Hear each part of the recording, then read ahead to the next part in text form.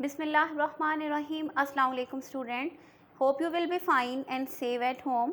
Students, आज का lecture है हमारा साइंस का लेक्चर नंबर 11। उसकी हम असेसमेंट शीट को है वो सॉल्व करेंगे। शीट को सॉल्व करने से पहले मैं आपको कुछ बातें रिमाइंड करवाना चाहती हूँ कि आप लोगों ने क्या ये चैनल सब्सक्राइब कर लिया है। अगर आप लोगों ने चैनल सब्सक्राइब किया बहुत अच्छी बात है, क्योंकि आपको जो हर आने वाली नई वीडियो और अपडेट्स के बारे में आगाही मिलती रहेगी। लेकिन अगर आपने अभी तक चैनल को सब्सक्राइब नहीं किया तो सबसे पहले चैनल को सब्सक्राइब करें और बेल आइकन को प्रेस करें ताकि आप आने वाली हर अपडेट से जो है बाखबर रह सकें। तो चलिए स्टूडेंट्स, आज हम स्टार्ट करते हैं अपनी assessment sheet solving number 11। Students, सबसे पहले हम शीट नंबर 11 को ओपन करते हैं तो देखते हैं उसके ऊपर सबसे पहला जो क्वेश्चन नंबर 1 है that is MCQs question. Statement है चूज़ द करेक्ट ऑप्शन या करेक्ट आंसर। स्टूडेंट्स, ये मैंने स्टेटमेंट्स बोर्ड के ऊपर राइट की हुई हैं, आपको नज़र आ रही होंगी। फर्स्ट स्टेटमेंट है which vegetable we get from mustard plant. Mustard plant सरसों का पौधा जिसको हम कहा जाता है कॉमन आम ज़ुबान के अंदर, उसमें हम कौन सी वेजिटेबल्स इस प्लांट से हासिल कर सकते हैं। ऑप्शंस हैं हमारी ए साग, B brinjal, C carat, D reddish.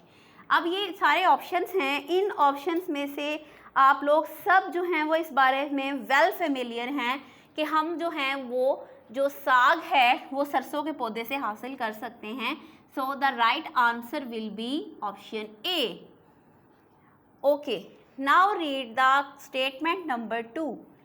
Animal take oxygen and give out what?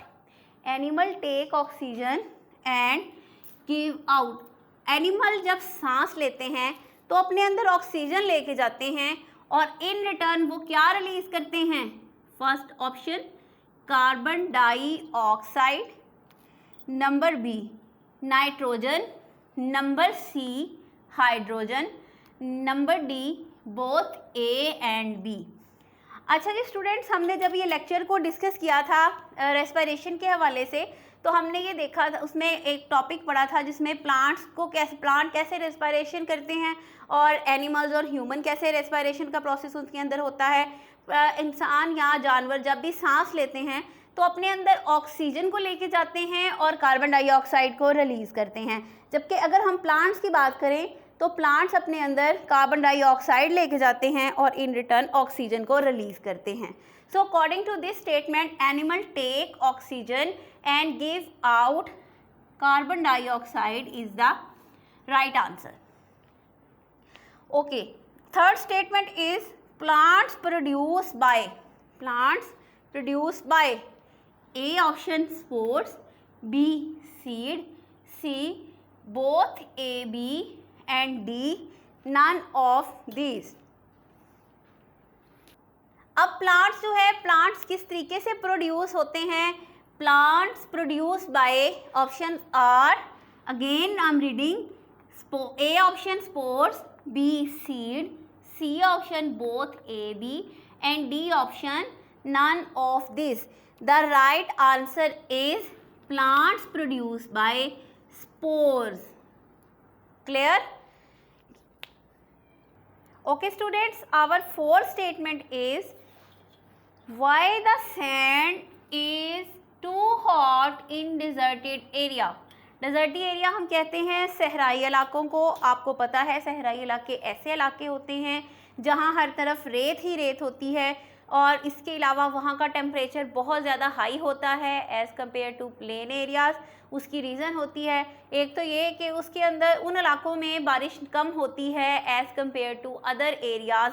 Number 2, उसके अलावा वहाँ पे बहुत ज़्यादा दरख्त भी नहीं होते जिसकी वजह से बहुत सारा वहाँ और भी प्रॉब्लम्स होते हैं और ये मिल के ये कहते हैं ये कंबाइन फैक्टर है कि डेजर्टी एरिया की जो सैंड है या वहाँ का जो टेम्परेचर है वो ज़्यादा होता है और वो ज़मीन गर्म होती है एज़ कम्पेयर टू अदर्स। तो हमारे ऑप्शंस अगर हम देखें तो ऑप्शंस में सबसे पहले है नंबर ए ऑप्शन। ए पे हम देखें तो due to less rainfall, B lack of trees, C option, both A B. Number D में हमारा ऑप्शन होगा नन ऑफ दीज। तो हमारी जो स्टेटमेंट है उसके अकॉर्डिंग आंसर होगा why the sand is too hot in deserted area, due to less rainfall, lack of trees, C both A B, D none of these. The right answer will be C, both A B. यानी वो सहराई इलाकों के गर्म होने की वजह वहाँ पे एक तो बारिश का कम होना, नंबर 2 लैक ऑफ ट्रीज। तो हमारा आंसर जो राइट होगा वो होगा both A B.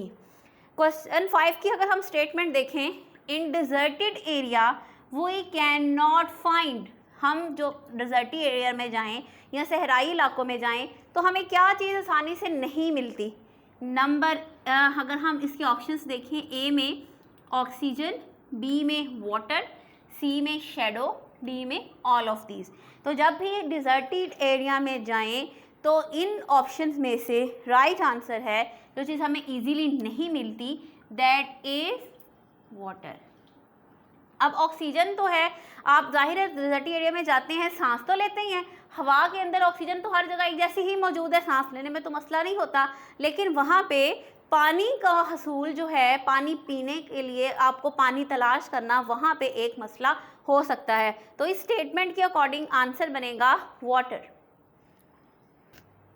Okay students, हमारा क्वेश्चन नंबर 2 है। अगर हम देखें आपकी शीट पे तो क्वेश्चन नंबर 2 है टिक द करेक्ट स्टेटमेंट। यानी कि ये हमारे पास स्टेटमेंट्स मौजूद हैं, हमने इसको रीड आउट करना है और इसमें देखना है कि कौन सी जो स्टेटमेंट है वो ठीक है। फर्स्ट स्टेटमेंट है fish did not chew food. अब हमने इस लेक्चर में या हमने इस रीडिंग के दौरान देखा था कि फ़िश जो है वो उसके अंदर ये एबिलिटी नहीं है कि वो अपना फूड च्यू करे, उसने डायरेक्ट स्वेलो करना होता है, यानी उसको डायरेक्ट निगलना होता है। तो इसमें हम स्टेटमेंट देखें, fish did not chew food, it means this is the right statement. Okay, tick mark इसके अंदर कर दें। नंबर 2 देखें, we get oil from mustard plant. हम जो हैं सरसों के पौधे से जो है वो ऑयल या तेल जो है हम हासिल कर सकते हैं। आप लोग अपनी रूटीन लाइफ में भी इस बारे में जानते हैं कि जो आप लोगों ने उसका यूज़ भी किया है रूटीन लाइफ में, उसको देखा भी है। यानी सरसों का तेल जो है वो हम मस्टर्ड प्लांट से यानी सरसों के पौधे से हासिल कर सकते हैं। तो इसका मतलब है हमारी second statement is also true. Statement number 3, we do not require blanket in deserted area. Deserted area का अभी मैंने थोड़ी देर पहले जिक्र किया कि सहराई इलाके ऐसे होते हैं, यहाँ पे रेनफॉल कम होने की वजह से या प्लांटेशन कम होने की वजह से वहाँ का टेम्परेचर बहुत ज़्यादा हाई होता है। तो जिस इलाके का टेम्परेचर हाई होता है, अंडरस्टूड है कि वहाँ पे आपको सर्दी के लगने के चांसेस कम होते हैं। तो इस स्टेटमेंट के अकॉर्डिंग हमें वहाँ पे ब्लैंकेट की ज़रूरत नहीं है। So the statement number 3 will be also true. Clear? Next हम 4 स्टेटमेंट देखते हैं। Aquatic animals gate oxygen from water. Aquatic animals कौन से होते हैं? वो सारी जानदार, वो सारे लिविंग ऑर्गेनिजम्स जो समुद्रों के अंदर रहते हैं उनको हम कहते हैं इक्वेटिक एनिमल। अब इक्वेटिक एनिमल्स को रेस्पायरेशन के लिए ऑब्वियसली ऑक्सीजन की ज़रूरत होती है। तो ऑक्सीजन वो जो है, जो पानी है उसके अंदर डिज़ोल्व होती है, उसके अंदर से वो जो है ऑक्सीजन लेते हैं।